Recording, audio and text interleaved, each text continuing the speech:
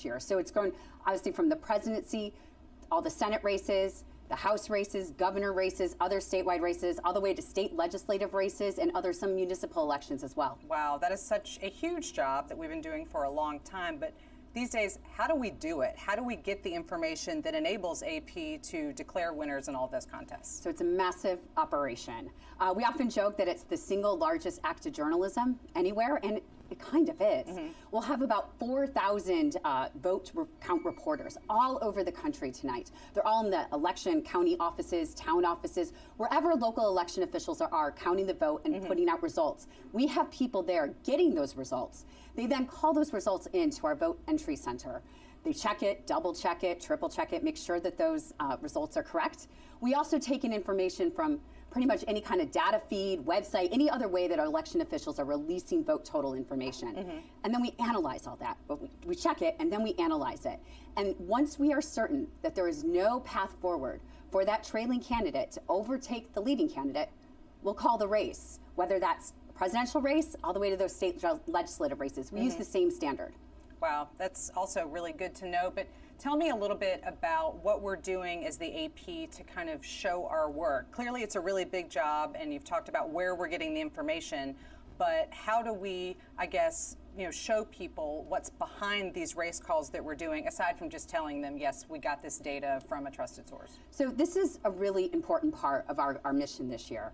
We want to be as transparent as possible. We want to show our work on, especially on those key race calls that we're making. I mean, inherently, this is really complicated. Democracy in the United States is complicated, and people have a lot of questions on the entire election process, including how does the AP make those race calls? In addition, we also expect that there'll probably be some misinformation around those race calls as well. So we want to, peel back that curtain and show our work, show all the data, all the facts that we use to make those race calls. We're going to put that out there so people can see how the AP was able to do that. So there's different stories that we're putting together, some videos maybe that'll be showing that. We have video. It's going to be on our website, apnews.com. You'll be able to see all of this throughout the evening as we're making those key race calls. It's really important to us to be as transparent as we possibly can be. I think that's going to be a really good resource for people who know that the AP has this role, but now they can understand a little bit more about what's behind it. Absolutely. Yeah. Thank you so much, Anna. Good luck tonight. Really appreciate your Thank you, Meg. info. We'll be right back with you with a deeper look at the Trump and Harris campaigns with one of AP's top national politics reporters. But take a live look now at these pictures from Nevada. That's one of those critical battleground states we'll keep talking about tonight. This one has 6 electoral votes. It's also a state that's been carried by the winner of the general presidential election in 27 out of the last 30 contests. See you in about 5 minutes.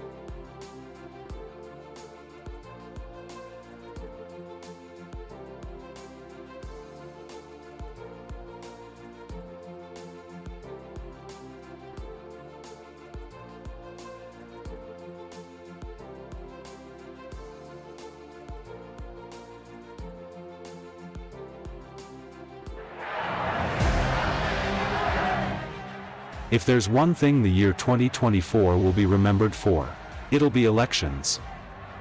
From India to Britain, the European Union to South Korea, South Africa, Finland, France, Taiwan, and even Russia. Over 60 nations held elections this year. However, it's not over yet. One last global election remains. And it's just around the corner. The United States. The world's oldest modern democracy is set to vote this November. Americans will be choosing their 47th president. And running for the White House are former President Donald Trump and current Vice President Kamala Harris. The presidential race in the U.S. happens every 4 years. However, there is something constant in each election that has remained unchanged for over 175 years, and that is the day of the week when the elections are held: Tuesday. This year as well, Americans will be voting on November 5th, which is also a Tuesday. So why is Tuesday connected to America's democracy? Well, it's a bit of coincidence and tradition. The election day in the United States has been set in stone by federal law. The U.S. law calls for a presidential poll to be held on the Tuesday after the first Monday in November. But how did the November Tuesday become so important for U.S. democracy? Let's find out. The U.S. Constitution does not designate a specific day for holding elections. However, it allows Congress to select the time and day for choosing electors or delegates. These delegates, in turn, vote to elect the president and vice president. The Constitution also gives some rights to the states to choose the times, places, and manner of holding elections for senators and representatives. However, it also permits Congress to make or alter those state rules. So if the day hasn't been fixed, then how did Tuesday come into the picture? The U.S. declared itself independent from Britain in 1776. The United States ratified its Constitution in 1788. This was followed by the first elections that were held between November of 1788 and June 1789. Yes, voting that is now done within one day took up to 6 months when it first began. And subsequent elections continued to be chaotic. Things changed more than 5 decades later when the 1840 presidential election saw widespread voting fraud. Then Representative Alexander Duncan proposed a uniform election day for both presidential and House elections in 1844. The bill initially sought to require all states to hold their elections on a single day. That is on Tuesday after the first Monday in November. While the House passed the bill, the Senate didn't table it before the 1844 election. Alexander Duncan reintroduced the bill in the next session, this time focusing solely on the presidential election. Various amendments were proposed during the bill's consideration. Ultimately, the House adopted the bill, and the Senate passed it with minor corrections. The bill was signed into law on January 23, 1845, by President John Tyler, making Tuesday the official day for Americans to vote for their president. But the mystery remains: why choose a Tuesday? Historians say the answer lies in 19th-century American lifestyle. The choice of Tuesday in November is deeply rooted on the country's agrarian culture of the time. November was ideal because it followed the completion of the harvest season. The month also avoided conflicts with both planting in the spring and early fall. This meant that farmers could plant their crop and travel to vote, which would take days in those times. Additionally, Tuesday was chosen due to religious reasons. In Christian practice, the term Sabbath is often used to refer to Sunday. It recognizes the day of Jesus Christ's resurrection, and many Christians would observe a weekly day of rest and worship on Sunday. In the 19th century, polling stations were quite far from rural areas, and for voters, particularly farmers, it meant at least a day-long journey. So to avoid forcing people to travel on the holy day of Sabbath, Monday was not considered, and Wednesday, which was designated as the market day for farmers, was also rejected. Naturally, Tuesday emerged as the prime choice and eventually became the official day. However, Tuesday as an election day has had its fair share of opposition. Modern-day political experts say that voting on a weekend would see an increase in turnout. They argue that holding election on a Tuesday hinders voter access due to work commitments. One of the organizations leading the cause to reassign voting day is called Why Tuesday. Founded in 2005, the group raises awareness about America's low voter turnout. It aims to highlight the lack of accessible voting options, and they are leading the fight to move Election Day to the weekend. Many countries hold elections on weekends. Australia, Germany, France, and Japan generally conduct elections on Saturdays or Sundays. Brazil votes on the first Sunday of October, with runoffs on the last Sunday if needed. Meanwhile, Mexico shifted from the first Sunday of July to the first Sunday of June from 2021. The European Union also typically holds its parliament election on a weekend. However, in the Anglosphere, such as the United States, United Kingdom, and Canada, elections are typically held on weekdays. It is influenced by historical Christian practice of observing Sabbath. Meanwhile, in India, elections occur over multiple days with different phases for various constituencies. In the case of the United States, it's worth noting that while federal elections are on a Tuesday, state and local elections have more flexibility. However, many states align their elections with the federal date simply for convenience. On November 5th, the Tuesday after the first Monday of November, millions of Americans will line up at polling booths. They will exercise their fundamental right of self-governance. As for the Tuesday Election Day, the law that has continued for over 175 years faces little opposition and will likely remain for many more years to come. So if we're looking at areas where he's been trying to make some inroads there, if we start to see some of those returns come in, that effort will have been successful for them. Yeah, definitely. We've talked a lot about the battleground states. We'll continue to talk a lot about the battleground states. But are there specific places where either campaign is either feeling really good about or been focusing even more so on? I mean, yes, I know all 7 of these places are the most closely watched, but are there any that have been particularly more important or not for either side? I mean, we're seeing the focus on the blue wall. That's kind of seen as a place that Kamala Harris has to win, or it's her strongest path as she's trying to get those 270 electoral votes.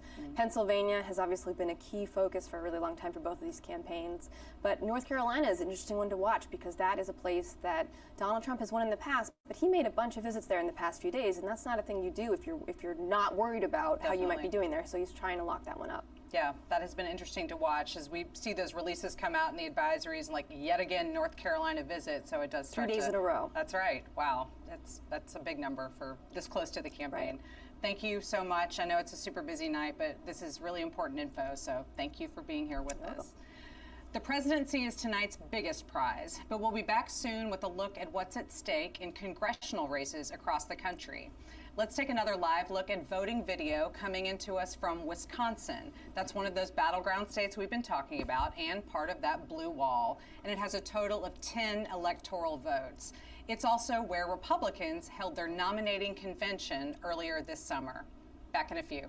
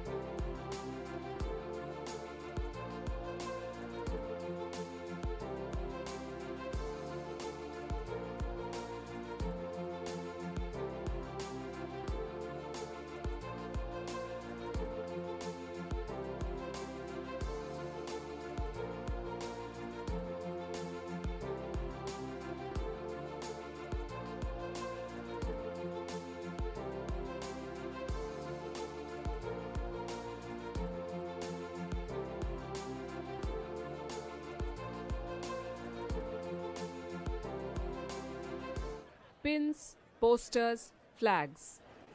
Even these iconic Make America Great Again hats. Merchandise like these are a staple of the US presidential elections. Campaigns sell them, supporters buy them. But these items aren't just pieces of memorabilia. They're often seen as indicators of who is winning the election. Here in the United States, elections aren't just decided by votes. They're also decided by what I'm holding here. This is political merchandise, badges for Donald Trump and Kamala Harris. These serve as symbols of political allegiance and a public display of candidate support. But can the sales of these products alone determine the outcome of an election? Let's find out. And make America great again. Over the years, campaign merchandise has become a strategic tool. Surveys say 70% people buy political merch to influence others. 68% believe that buying it can affect election outcomes. Stores that sell merchandise agree with this. Reports say merchandise sales got it right 9 out of 11 times, meaning in 9 out of the last 11 elections, the candidate who sold more merchandise won. And which were the two exceptions?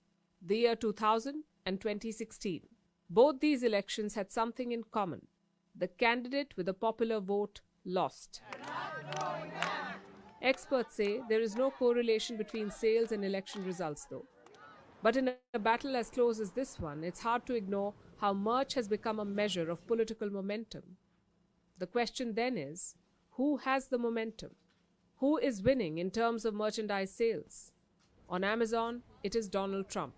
His merch sales are outperforming Kamala Harris's by a wide margin, almost by 5 times. For every piece of Harris merchandise being sold, there are 5 of Donald Trump. It's a staggering lead. Also because Trump has been longer in this race. Since the beginning of this year, Trump merchandise worth $140 million has been sold. Harris entered the picture only a few months ago. She sold items worth around $26 million. But here's a twist in the tale. The merchandise that's meant to be a symbol of belonging is also proof of America's dependence on China. The hats that say, "Make America Great Again," are making Chinese manufacturers bigger. And this is ironic, especially for candidates advocating Buy American policies. The soaring sales are fueling Chinese businesses. Chinese traders are pumping more and more merchandise into the American markets with the help of e-commerce websites. And they're finding millions of takers. That's because their products are cheap. Take the MAGA hat, for example. The Trump website sells it for $40. Chinese traders sell it for $4. That's 10 times lower. Same for Harris merchandise. Kamala hats on the campaign website sell for $47. On China's Temu, they sell for less than $3. That makes Chinese goods an obvious choice for most Americans. Look at this Trump hat. It says, "President Trump Save America." But this hat is made in China. And this is the Chinese interference that Americans must be investigating in this election, I guess. But Chinese or American, merchandise sales is a good reflection of voter enthusiasm, although experts caution against reading too much into it, because polling and other traditional methods remain the foundation of election predictions, and even they get it wrong way too often. So it may not predict the results. It may not even be made in America.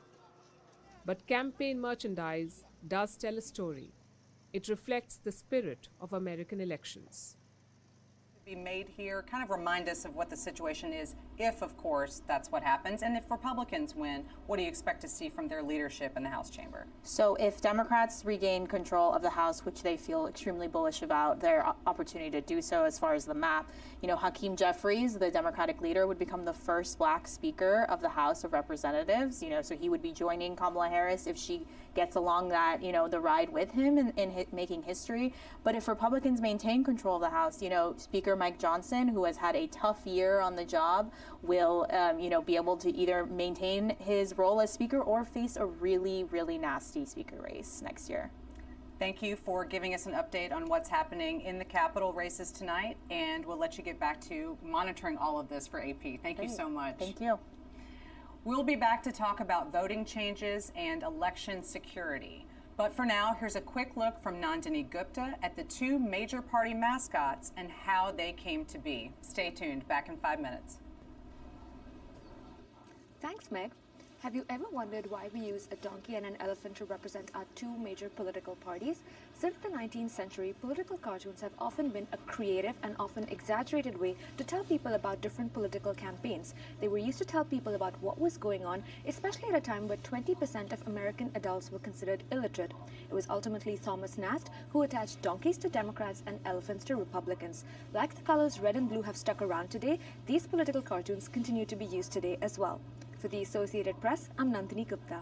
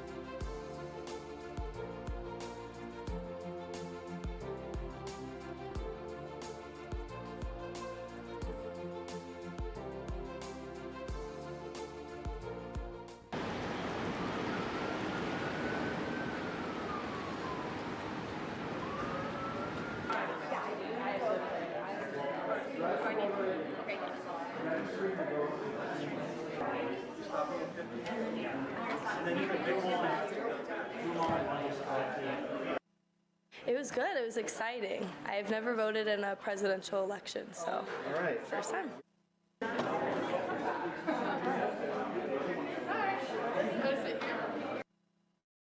I expected the line to be a lot longer, but I was able to get in early, so it wasn't too bad. I thought the voting process was very slick. I thought everybody was going to be mean when I first came in, and very hard with their ways, like maybe not that good at explaining things or like helping me figure out how to vote because this is my first time. But everybody was super nice. Nobody was mean to me, which was nice. So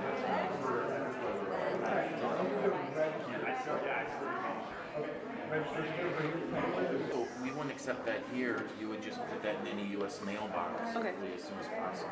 Okay. And it would be mailed, delivered by the U.S. Postal Service to Brooklyn.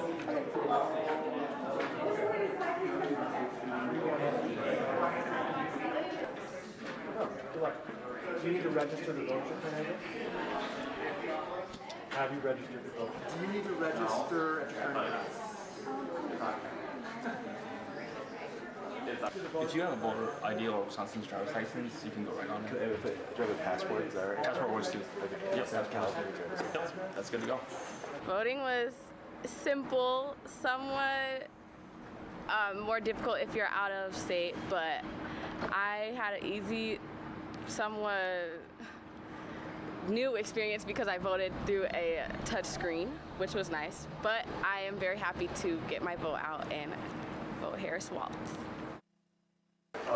Where is it to register? Register is in there, but where you going there? Do you have Decriminalization of marijuana and just the fact that I think that she's the most probable candidate. She makes sense when she talks, and I am really excited and hoping to see a black woman on the presidential chair.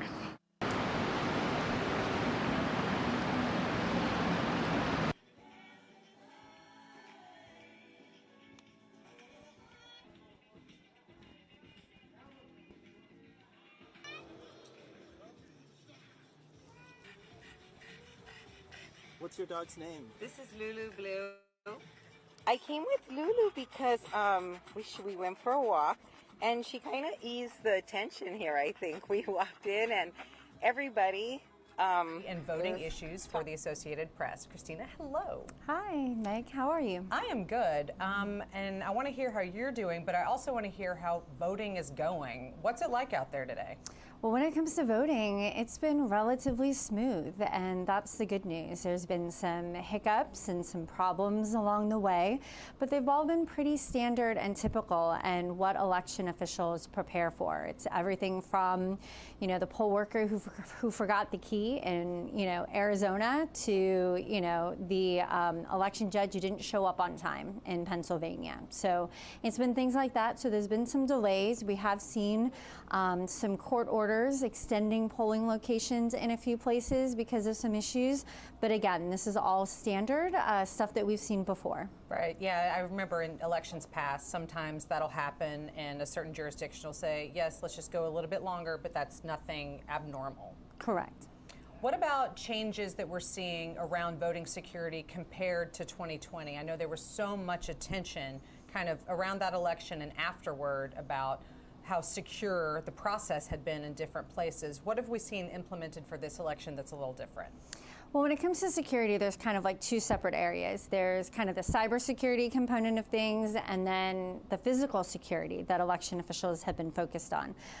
When it comes to cybersecurity, election officials have been, working hard to make sure that they have all of the processes in place to make sure that the process is secure. And so we've been hearing from the U.S. Cybersecurity and Infrastructure Security Agency today. They have not detected any type of malicious activity that could impact anything to do with the election. And then when it comes to physical security, election officials have been working really hard to make sure that they have things like bulletproof glass and panic buttons for poll workers, in the event that, something were to happen. And so as far as things go today, there hasn't been any major issues. We did see some bomb threats that were reported in Georgia earlier today, but that only disrupted voting short delays. They were able to get everything, cleared and back running so people were able to vote. Are agencies kind of putting out periodic information and updates? Because I often think, if I were in that sort of job, I would want to be addressing information as things happen and trying to assure people that the process is secure, or if they need to make any changes. Are you getting regular updates from people? We are. As I mentioned, CISA, the cybersecurity agency, they've done a number of briefings. More are expected into the evening. I think the last one is at 11:30 tonight.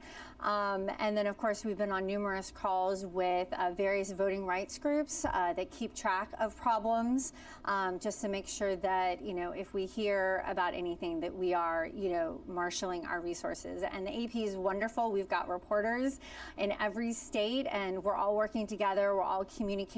We're all, making sure that, we're staying on top of any reports of any problems. When you hear from some of those officials and also the outside groups that are tracking voting as it happens today, how does it seem like people are feeling? You've mentioned some of the things that have been going on, but do they feel confident in how the process is playing out too?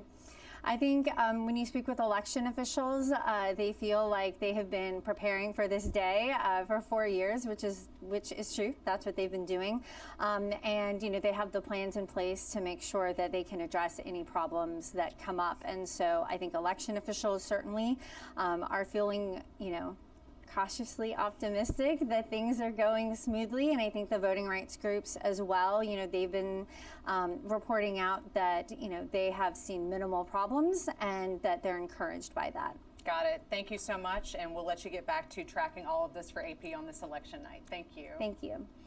Coming up, we will have more information from AP Votecast on sentiments from the American electorate.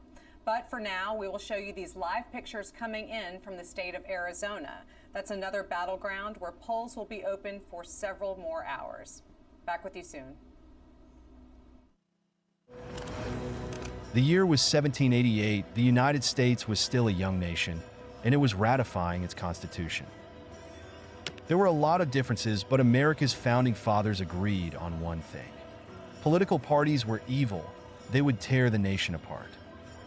Alexander Hamilton even called them a fatal disease. So they omitted political parties altogether from the Constitution.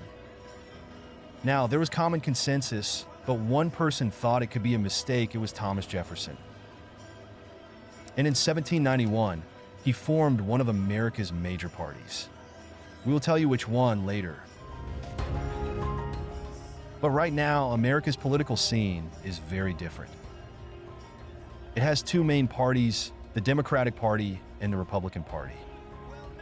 They have shaped the country's political landscape for more than a century. Their histories are complex. Their ideologies are constantly changing, defined by America's political and social movements.